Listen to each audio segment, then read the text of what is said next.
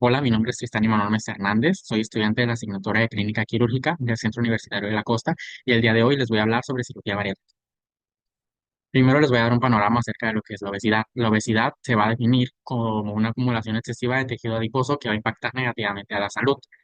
Según la OMS, la obesidad se ha triplicado en el mundo desde 1975 y actualmente constituye la segunda causa de muerte en Estados Unidos.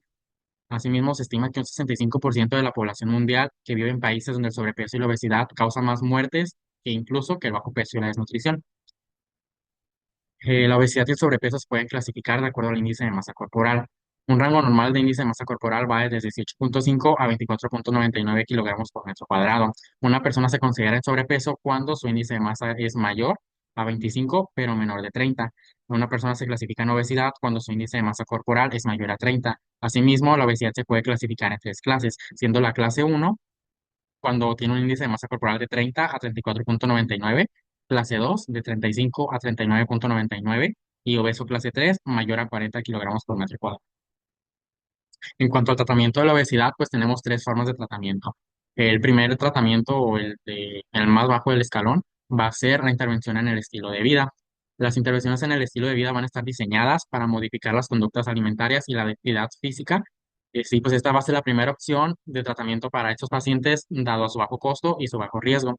Entre las recomendaciones, pues se encuentra el registro regular del consumo de alimentos, también realizar actividad física y tener un registro sobre el peso.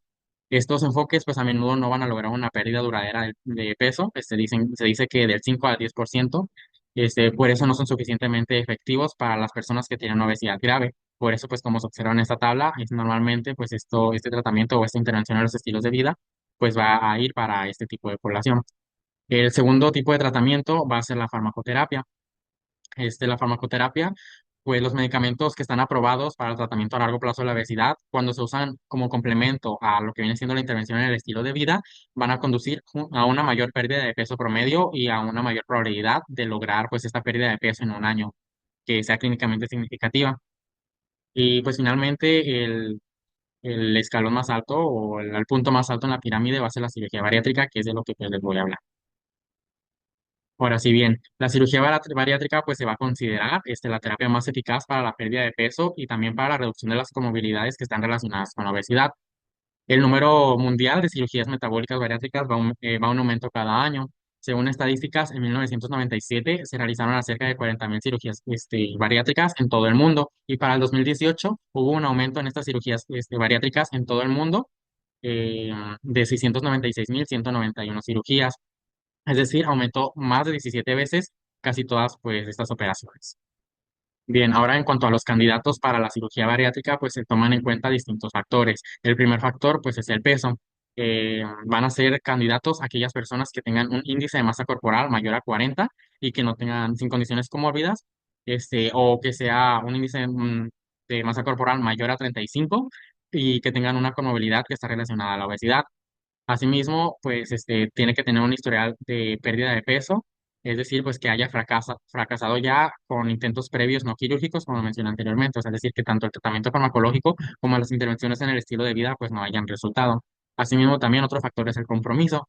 Pues debe haber expectativa en que el paciente post cirugía siga estos cuidados. Asimismo, que lleve un control, y que acuda a las consultas de seguimiento, ya que pues no solo es realizar la operación y ya de estos pacientes, como voy a mencionar más adelante, pues tienen que tener un seguimiento que es de varios años. Asimismo, pues que sigan el tratamiento médico recomendado y que sigan las instrucciones relacionadas a cualquier procedimiento, dependiendo del tipo de procedimiento que se le va a realizar. Y pues aquellas personas que van a estar, en las que va a estar contraindicado o que van a ser excluidas de la cirugía bariátrica, pues es cuando tenga un riesgo quirúrgico prohibitivo, es decir, que esté en un ASA 4, asimismo que tenga trastornos ya de salud que fomenten o puedan causar incluso obesidad, como pueden ser problemas endocrinos. Asimismo, pues que tenga un consumo indebido de drogas o un consumo excesivo de alcohol. También la enfermedad psiquiátrica grave e incontrolada va a ser otro factor de exclusión. Asimismo, la bulimia grave e incontrolada y también pues la falta de comprensión del paciente hacia ese proceso. La Sociedad Enhanced Recovery After Surgery, o ERAS, estableció en una guía los cuidados perioperatorios que se tienen que tener en la cirugía bariátrica. En cuanto a la selección de los pacientes, sus recomendaciones son la educación, la información y el asesoramiento de los pacientes. Básicamente, el paciente que esté programado para una cirugía bariátrica debe estar bien informado sobre el impacto que va a tener este, y los cambios que va a tener después de la cirugía bariátrica. Asimismo, en cuanto al tabaquismo y el abandono de alcohol, se debe de dejar de fumar de al menos 4 semanas antes de la cirugía y para los pacientes que tengan un abuso de alcohol, la abstinencia debe cumplirse estrictamente 1 o 2 años, además de que se debe de conocer el riesgo que hay de recaída después de la cirugía bariátrica. En cuanto a la pérdida de peso perioperatoria, generalmente se recomienda un periodo de 2 a 4 semanas en una dieta baja en calorías, que va de 1000 a 1200 kilocalorías por día, o una dieta muy baja en calorías, que va de 800 kilocalorías por día antes de la cirugía bariátrica. Bien, ahora hablando sobre la preparación preoperatoria que deben de tener estos pacientes, primero pues se debe completar la historia clínica y el examen físico en el que se deben de establecer pues las diversas si el paciente tiene comorbilidades relacionadas con la obesidad, sus causas de obesidad, su peso, sus antecedentes de pérdida de peso, si el paciente está comprometido y también exclusiones relacionadas con el riesgo quirúrgico. Y otra de las cosas que se deben de realizar pues son los exámenes de laboratorio de rutinas en las que se debe incluir la glucemia en ayuno, el panel de lípidos, la función renal, el perfil hepático, el perfil lipídico, análisis de orina, etcétera, ¿no?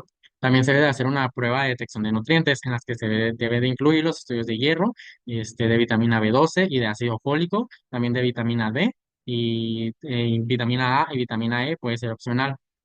Asimismo, se deben de considerar pruebas más extensas de nutrientes para aquellos pacientes que van a ser sometidos a procedimientos de malabsorción.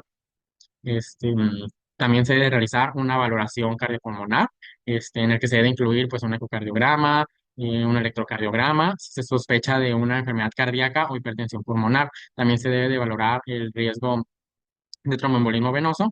Se dice que el riesgo de tromboembolismo venoso después de la cirugía es de 0,42% y más del 70% de los eventos se producen después del alta hospitalaria y la mayoría se producen dentro de los primeros 30 días posteriores a la cirugía. Entonces es importante tener en cuenta esto. También se les debe de realizar una valoración gastrointestinal a estos pacientes. Una forma pues es la prueba de detección del Helicobacter pylori en las áreas o en las zonas donde hay alta prevalencia. También se le debe de realizar una valoración de la vesícula biliar y endoscopia superior en dado caso de que esté clínicamente indicado. También debe de realizarse una valoración endocrina, por ejemplo, la prueba de hemoglobina glucosilada o pruebas tiroideas. Asimismo, también debe haber una valoración clínica de la nutrición. El paciente pues debe de acudir con un nutricionista y debe de tener al menos una sesión de valoración en el paciente y una sesión educativa antes de la operación. También debe haber valoración psicosocial y conductual. Y como en todas las operaciones, debe haber seguimiento informado. Asimismo, se debe de asesorar a los pacientes sobre el embarazo, ya que las candidatas a cirugía bariátrica deben evitar el embarazo antes de la operación y también deben de evitar el embarazo entre 12 y 18 meses después de la operación. Y asimismo, también debe haber un asesoramiento para dejar de fumar aquellos pacientes pues, que lo requieren. Y pues en cuanto a las recomendaciones eras, en el periodo preoperatorio debe haber un ayuno preparatorio, vaya, que debe consistir en sólidos hasta 6 horas antes de la inducción y líquidos claros hasta 2 horas antes de la inducción. Esto suponiendo que no haya algunas otras contraindicaciones, como puede ser la gastroparesia o la obstrucción intestinal. Asimismo, es importante la prevención de náuseas y vómitos, y esto se va a realizar a través de un abordaje multimodal de la profilaxis, sobre todo en aquellos pacientes que tengan antecedentes de reflujo ácido y de reducción del tamaño gástrico, ya que pues estos pueden contribuir más a lo que vienen siendo las náuseas y vómitos. Asimismo, se recomienda el empleo de algún agente antiemético. Bien, ahora en cuanto a a las recomendaciones ceras en el periodo intraoperatorio, la primera pues es el manejo de líquidos. El manejo preoperatorio de líquidos básicamente consiste en mantener la normovolemia y optimizar la perfusión y oxigenación de los tejidos. Se recomienda la fluidoterapia individual, dirigida a objetivos, la cual pues es la estrategia más eficaz y se deben evitar tanto las estrategias restrictivas como las estrategias liberales. Asimismo, se recomienda pues el empleo de soluciones cristaloides y limitar el uso de la solución salina normal al 0,9%. En cuanto al protocolo anestésico, pues se debe de utilizar anestesia ahorradora de opioides mediante un abordaje multimodal que incluye anestésicos locales y pues esto para mejorar la recuperación postoperatoria. En cuanto a la gestión de la vía aérea, los anestesistas deben de reconocer y estar preparados para mantener los desafíos específicos que conlleva la gestión de la vía aérea en un paciente que tenga obesidad. Asimismo, pues la intubación endotraqueal va a seguir siendo la principal técnica para el manejo intraoperatorio pues, de la vía aérea. En cuanto a las estrategias de ventilación, pues se debe de adoptar una ventilación pulmonar protectora para todos los pacientes que sean sometidos pues, a este tipo de cirugías y se debe de evitar los valores altos de presión positiva al final de la expiración. En cuanto al bloqueo neuromuscular, el bloqueo neuromuscular profundo va a mejorar el rendimiento quirúrgico. Asimismo, el garantizar la reversión completa del bloqueo neuromuscular va a mejorar la recuperación del paciente y también tener una monitorización cualitativa objetiva del bloqueo neuromuscular va a mejorar también la recuperación del paciente. En cuanto a la técnica quirúrgica, pues siempre se debe de realizar un abordaje laparoscópico siempre que sea posible. Y en cuanto al drenaje abdominal, el drenaje abdominal y la descompresión nasogástrica no se deben de utilizar de forma rutinaria pues, en la cirugía bariátrica. Bien, ahora sí voy a comenzar a hablarles de cada uno de los procedimientos bariátricos. El primero del que les voy a hablar es el bypass gástrico laparoscópico en J.D. Rhodes. Actualmente este procedimiento ocupa el segundo lugar en el número de cirugías bariátricas a nivel mundial cada año, ya que el primer lugar lo ocupa la manga gástrica. Este procedimiento va a consistir en la formación de una bolsa gástrica proximal de pequeño tamaño, que es menor a 20 mililitros. Esta bolsa pues va a quedar separada por completo del estómago distal residual, como se observa aquí. Esta vendría siendo la bolsa de pequeño tamaño y pues como se observa está separada de lo que viene siendo el resto del estómago. Después, una asa de Rhodes del yeyuno proximal se va a levantar y se va a anastomosar a esta bolsa. Esta asa pues puede pasar ya sea anterior al colon y al estómago, o puede pasar posterior a ambos, o puede pasar posterior al colon y anterior al estómago. Después, esta anastomosis gastroyeyunal básicamente se construye de varias maneras. Se puede realizar ya sea una costura a mano o de grapadoras lineales y circulares. Y finalmente se realiza una anastomosis yeyuno-yeyuno, como se observa aquí. El mecanismo básicamente por los que las personas van a tener una pérdida de peso es que va a haber una reducción en el volumen del estómago, lo que a su vez va a reducir la absorción de nutrientes y va a regular el metabolismo endocrino del intestino delgado a través pues, de la construcción de la extremidad alimentaria y biliopancreática. Este proceso va a dar, cuando su actividad va a dar un resultado de una pérdida de peso total duradera de más del 25 al 35% o una pérdida de exceso de peso del 50 al 80% a corto y a largo plazo.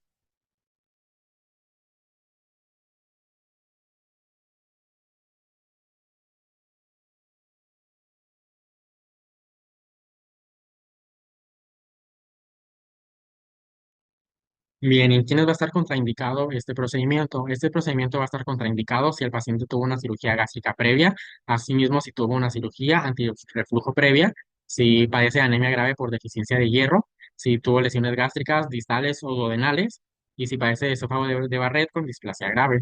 Asimismo, las complicaciones pueden ser una fuga anastomotica en el 0,3% de los casos, tromboembolismo venoso en el 0,33% de los casos, infecciones o problemas en la herida del 3 al 5% de los casos, úlceras marginales en el 3 al 15%, obstrucción intestinal en el 7% y estenosis anastomótica en el 1 al 10%. Y ese procedimiento, tanto este procedimiento como otros procedimientos bariátricos, las complicaciones nutricionales van a ser una de las más notorias.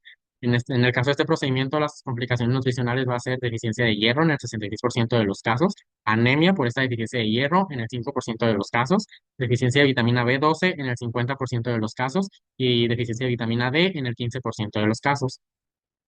El siguiente procedimiento es la gastrectomía laparoscópica con manguito. Ese también es conocido como manga gástrica y se ha convertido en la primera opción para el tratamiento de la obesidad mórbida. La operación o el procedimiento básicamente consiste primeramente en una desvascularización de la curvatura mayor del estómago, luego se va a realizar una movilización del fondo y se van a dividir las uniones fibrosas del estómago de tal forma que solo quede unido a través del flujo sanguíneo de la curvatura menor y de las regiones esofágicas y de las regiones pilóricas. Se remueve cerca del 70 al 80% del estómago. Después va a haber una división engrapada del estómago, es decir, pues se va a engrapar a lo largo pues, de toda la parte que fue dividida.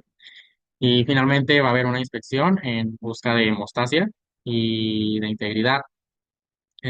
También se puede realizar, dependiendo del cirujano, algunos refuerzan esta línea de grapas con un material de refuerzo, mientras que otros invaginan la línea de grapas con una sutura cerosa a cerosa. Las personas, la razón por las que, o el mecanismo por el que las personas van a perder peso es porque se crea este estómago que tiene forma o aspecto de manga a lo largo de la curvatura menor del estómago y pues esto va a conducir a la pérdida de peso a través de mecanismos restrictivos y mecanismos endocrinos.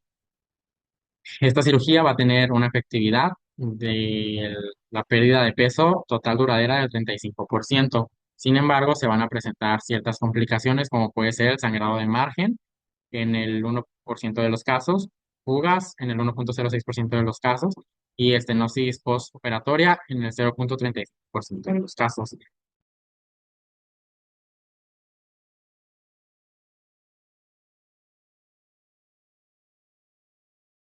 El siguiente procedimiento es la banda gástrica laparoscópica ajustable. Este básicamente consiste en la colocación de un anillo de silicona inflable alrededor del estómago proximal. Este dispositivo va a constar, como se observa en esta imagen, de la banda ajustable de un tubo y de un puerto de acceso. El procedimiento consiste en la división del peritoneo en el ángulo de His y la división del ligamento gastropático. Por aquí se va a insertar una pinza, que esa pinza tiene el objetivo de tirar de la banda por debajo de la superficie posterior de la unión gastroesofágica.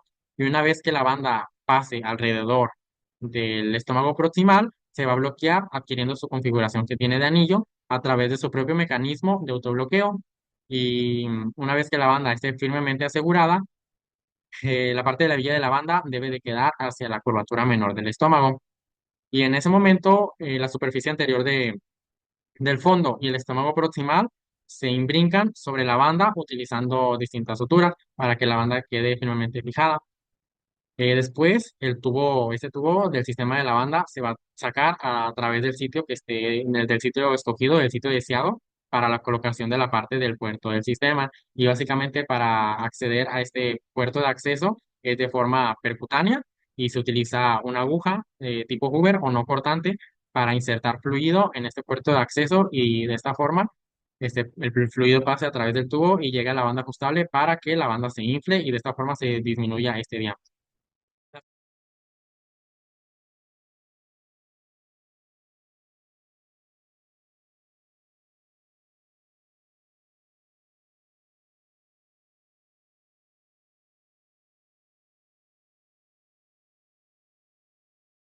Las contraindicaciones para este procedimiento básicamente es que el paciente haya tenido una cirugía gástrica superior previa, como lo es la fundiplicadura de Nissen, y asimismo que el paciente tenga una enfermedad de reflujo gastroesofágico grave, ya que la colocación de la banda puede empeorar sus manifestaciones.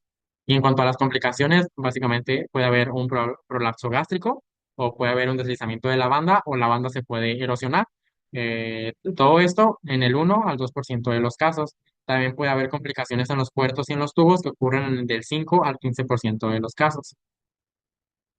El siguiente procedimiento es la derivación biliopancreática y cruceodenal. Esta es la operación bariátrica que menos se suele realizar, ya que representan en conjunto menos del 1 al 2% de las operaciones bariátricas que son realizadas en Estados Unidos. Y pues este procedimiento consiste, número uno, en una gastrectomía subtotal con una bolsa gástrica residual de 200 mililitros, que vendría siendo esta, y en el cierre del muñón duodenal. Después se va a realizar una anastomosis gastroilial. Para ello se van a identificar 250 centímetros a partir de la válvula ileocecal, es decir, 250 centímetros a partir de aquí.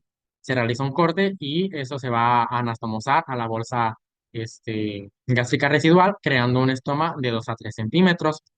Después se va a realizar una anastomosis ilioilial, en la cual el extremo proximal del ilion se van a estomosar aproximadamente 100 centímetros a partir de la válvula ileocecal.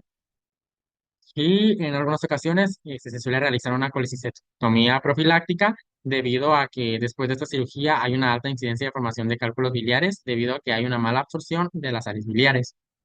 Esta cirugía va a tener una efectividad de un resultado en una pérdida total permanente de la reducción promedio del peso del 75%.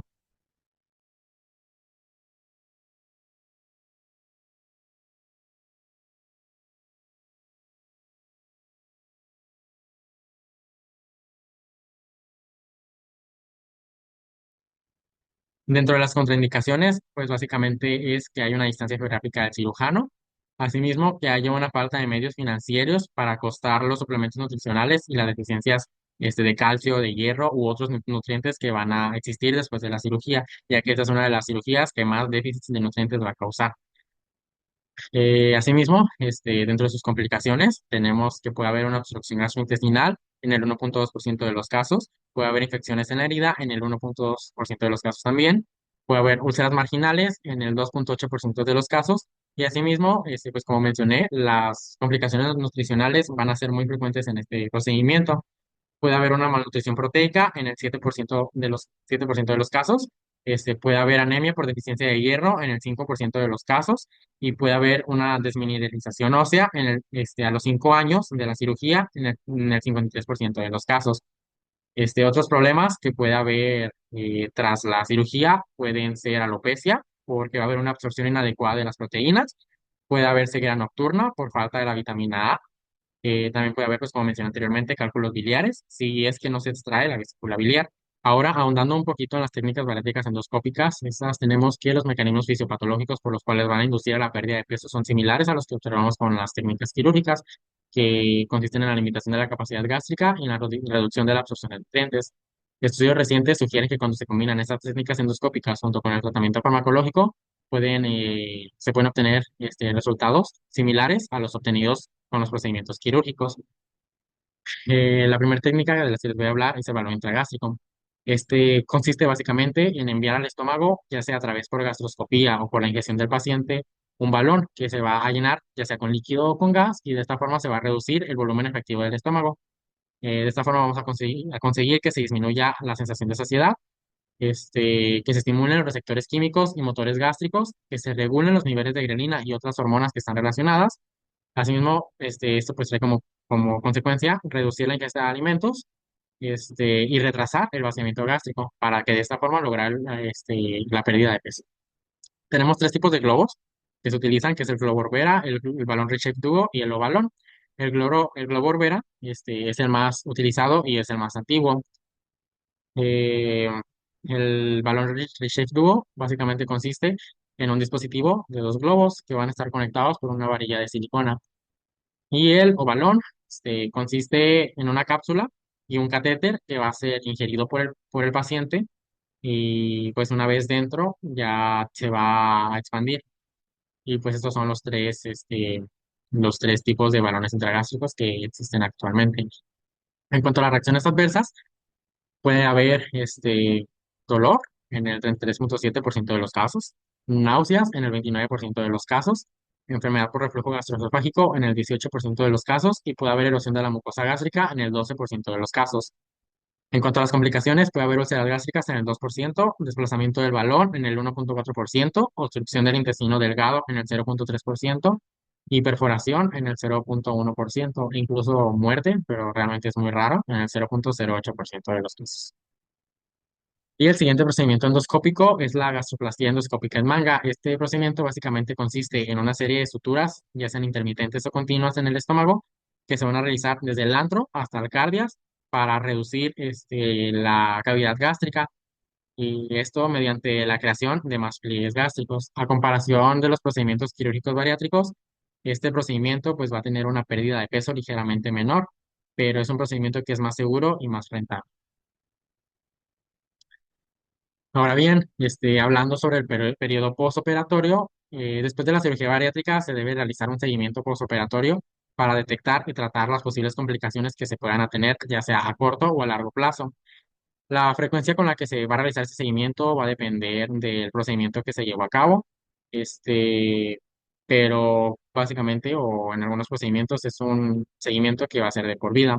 El seguimiento postoperatorio lo podemos definir como a corto plazo, que es de los 0 a los 2 años, a mediano plazo, que es de los 2 a los 5 años, y a largo plazo, que es más de 5 años.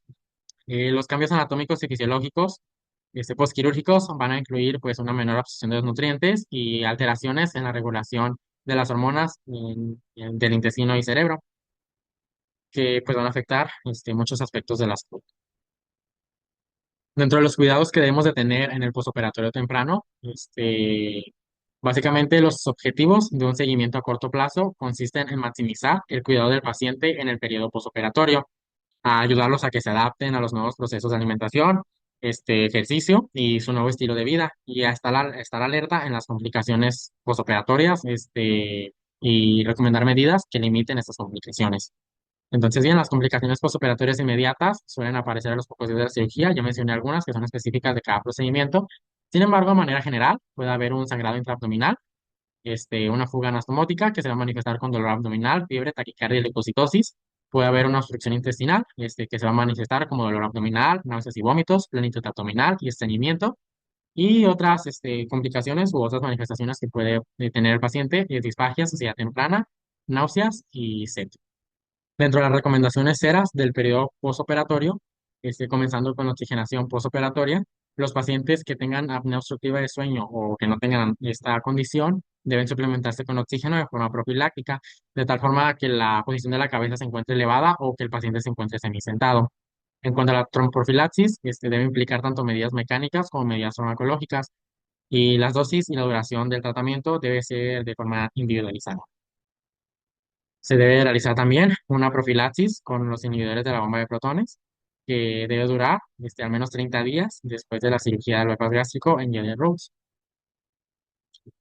Dentro de los cuidados nutricionales precoces, pues es iniciar un régimen de comidas con líquidos claros varias horas después de la cirugía. En cuanto a la suplementación de vitaminas y minerales, pues es necesario llevar un régimen de por vida y un control bioquímico nutricional.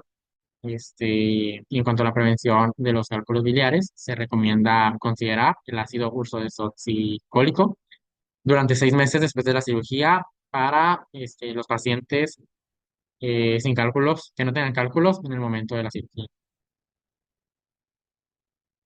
En cuanto al manejo de las enfermedades crónicas en el posoperatorio temprano, pues aquellos pacientes que tengan diabetes mellitus tipo 2, independientemente del control glucémico preoperatorio, todos los secretagogos de insulina, los inhibidores del transportador de sodio glucosa 2 y los tiazolidinotiodinas, deben suspenderse para prevenir pues la hipoglucemia en estos pacientes. Asimismo, los medicamentos con bajo riesgo de hipoglucemia, como la metformina o los agonistas del receptor de péptido similar al glucagón 1, se pueden reiniciar después de la cirugía.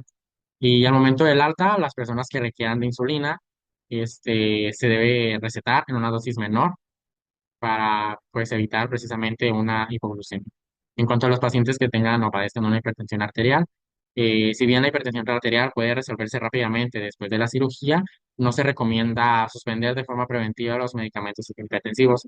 Y en cuanto a la hiperlipidemia, los pacientes que toman medicamentos para reducir los lípidos normalmente pueden volver a tomarlos después del primer mes de la cirugía. Bien, ahora hablando de la vigilancia o de los cuidados que se tienen que tener a largo plazo, los objetivos de esta vigilancia a largo plazo se centran más en la recuperación del peso y en el tratamiento de la recaída de alguna condición comórbida del paciente, asimismo en el seguimiento de cualquier problema psicológico que pueda presentar el paciente y asimismo de las complicaciones nutricionales que se tengan después de estos procedimientos. Por ello es necesario realizar una vigilancia, un monitoreo de estos parámetros que voy a mencionar, que el primero la densidad ósea, que se realiza a los 2 años en todos los tipos de cirugía bariátrica. También que se monitorizaría la excreción urinaria de calcio por 24 horas a los 6 meses y al año en todos los tipos. Una vigilancia de la vitamina B12 anualmente y luego cada de 3 a 6 meses si el paciente se ha suplementado de igual forma en todos los tipos. El ácido fólico, estudios con hierro, vitamina D y hormona paratiroidea intacta en el bypass, en la derivación mielopancreática. Monitorización de vitamina A al inicio y a cada 6 meses, de 6 a 12 meses. A partir de entonces, opcional en el bypass y obligatorio en la derivación bilipancreática.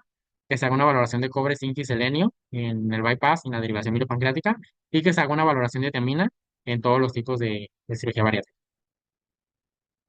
Otro de los problemas es el exceso de piel o cirugía, ya que más del 30% de los pacientes informan que este exceso de piel les causa manifestaciones como sarpullido, picazón y dolor.